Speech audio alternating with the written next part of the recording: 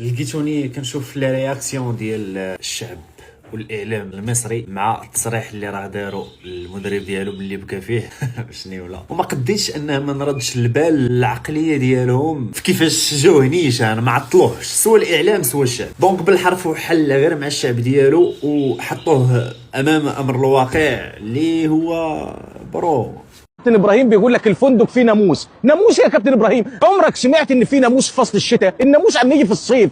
انت اسأت للمجهود اللي عمله كل المغاربه، انت اسأت لمنشاتنا، انت اسأت لدورتنا، انت اسأت لبطولتنا. انت ليه مش مركز في ادائك الفقير؟ وده صحيح، المغرب مش هي اللي امكانياتها فقيره، احنا اللي كانت امكانياتنا فقيره في المباراه. الفرقه اللي وصلت مره في الدقيقه 84 مش من حقها تنقض بطوله كامله، عكس بعض الجهات الاخرى اللي واخا هما الداخل ديالهم يكونوا عارفين باللي راه كاين فرق كبير ما بين نيفو ونيفو، ولكن ضروري خص يحاولوا يهرسوا لك شويه ديال المتعه، بحال فاش كتكون لاعب فيفا مع عشيرك وتقول ليه باللي المانيطه عندي ماشي هي هذيك، اولا اليوم كنحس براسي عيان فهمتي، واخا انت راه خاسر. وهادشي هذا كيعاود يرجعني لفكره انه مصر راه هي الاولى في لي كوب دافريك ماشي غير بالصدفه، حيت من ضروريات النجاح في العقليه ديال اي واحد باش يزيد لقدام خصو يكون كيتحمل المسؤوليه ديال داكشي اللي راه كيدير، واي حاجه تحط فيها وما كانتش مزيانه يعرف فين يلقي اللومه بالضبط. لكن انا غادي ندير واحد الحاجه وما غاديش نديرها مزيان لحقاش ما عنديش اكسبيريونس،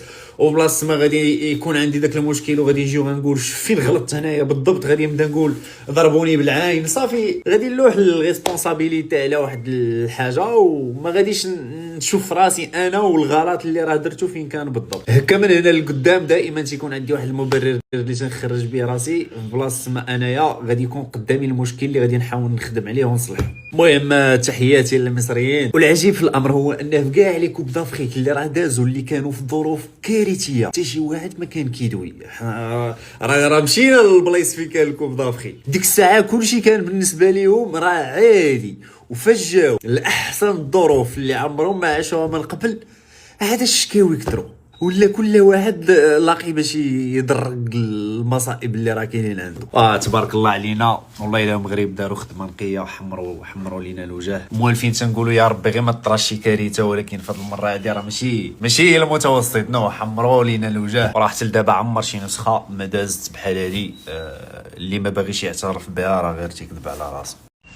الحصول كل ما كان الشعوب الاخرى كتبكي كل ما مزيانه لينا، احنا نحيدوا من هاد اللعيبه هادي، حيت الا كنا محيدينا منا وتنعرفوا فين نلقاو اللومه راه من هنا لقدام راه غادي يبقى الكوب دافريك ديما ديالنا، ماشي غير هاد العام ان شاء الله غدا.